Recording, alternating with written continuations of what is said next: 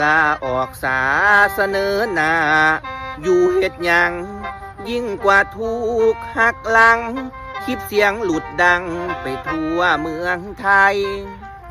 นายกคนนี้เศรษฐกิจบ่ดีก็ยังพอไหวขายของบ่ออกขายหยังบ่ได้จนสิขายชาติไทยไปให้เขมรประชาชนว่าส่วนหลายเลือกมาเพราะให้โอกาสพี่น้องบางคนก็ว่ากาพาดแต่ให้โอกาสมาบริหารผ่านมาหลายปีบ่มีหยังดีเลยรัฐบาลพอปานเอางัว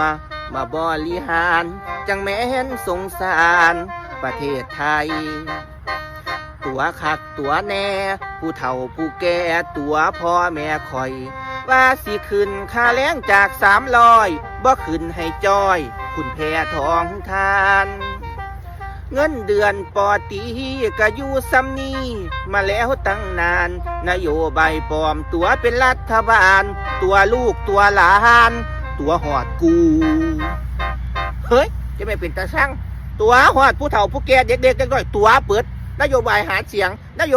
งสิเฮ็ดอันนั้นอันนี้โจนผ่านมา2 3 4 5 ปีเฮ็ดมาได้จักอย่างก็มาสูญค่าแก่เถอะแต่เงินดิจิตอลก็แจกว่าท่านครบทุกผู้ทุกคนจะไม่เป็นตาช่าง